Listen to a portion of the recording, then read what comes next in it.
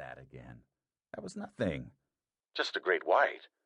Well, the bastard bit a huge chunk out of my board. And what? You were determined to get it back? I wiped out, Ryan said. I'm under the wave in the murk, grabbing for air.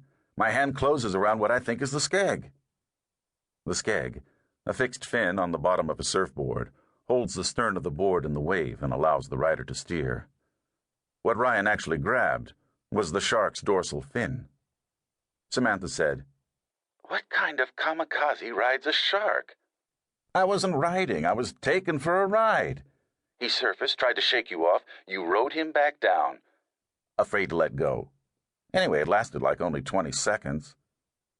Insomnia makes most people sluggish. It makes you hyper. I hibernated last night. I'm as rested as a bear in spring, she said. In a circus once, I saw a bear riding a tricycle. What's that got to do with anything?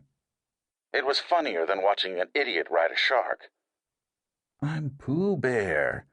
I'm rested and cuddly. If a shark knocked on the door right now, asked me to go for a ride, I'd say no. I had nightmares about you wrestling that shark. Not wrestling. It was more like ballet. Meet you at the place? I'll never finish writing this book. Leave the computer on when you go to bed each night. The elves will finish it for you. At the place? She sighed in happy resignation. Half an hour. Wear the red one, he said, and hung up. The water would be warm, the day warmer. He wouldn't need a wetsuit. He pulled on a pair of baggies with a palm tree motif. His collection included a pair with a shark pattern. If he wore them, she would kick his ass, figuratively speaking. For later, he took a change of clothes on a hanger and a pair of loafers. Of the 5 vehicles in his garage, the customized '51 Ford Woody wagon, anthracite black with bird's-eye maple panels, seemed to be best suited to the day. Already stowed in the back, his board protruded past the lifted tailgate windows, skeg up. At the end of the cobblestone driveway, as he turned left into the street, he paused to look back at the house. Gracefully sloping roofs of red barrel tile, limestone-clad walls, bronze windows with panes of beveled glass refracting the sun as if they were jewels. A maid in a crisp white uniform opened a pair of second-floor balcony doors to air the master bedroom. One of the landscapers trimmed the jasmine vines that were espaliered on the walls flanking the carved limestone surround at the main entrance.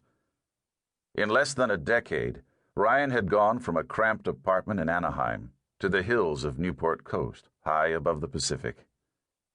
Samantha could take the day off on a whim, because she was a writer who, though struggling, could set her own hours. Ryan could take it off, because he was rich. Quick wits and hard work had brought him from nothing to the pinnacle. Sometimes when he considered his origins from his current perch, the distance dizzied him. As he drove out of the gate-guarded community and descended the hills toward Newport Harbor, where thousands of pleasure boats were docked and moored in the glimmering sun-gilded water, he placed a few business calls. A year previously, he had stepped down as the chief executive officer of B2Do, which he had built into the most successful social networking site on the Internet. As the principal stockholder, he remained on the board of directors, but declined to be the chairman.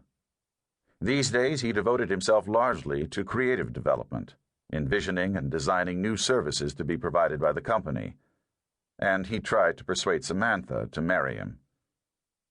He knew that she loved him, yet something constrained her from committing to marriage. He suspected pride. The shadow of his wealth was deep, and she did not want to be lost in it. Although she had not expressed this concern, he knew that she hoped to be able to count herself a success as a writer, as a novelist, so that she could enter the marriage as a creative, if not a financial, equal. Ryan was patient and persistent. Phone calls completed, he transitioned from Pacific Coast Highway by bridge to Balboa Peninsula, which separated the harbor from the sea. Cruising toward the peninsula point, he listened to classic doo-wop, music younger than the Woody wagon, but a quarter of a century older than he was. He parked on a tree-lined street of charming homes and carried his board.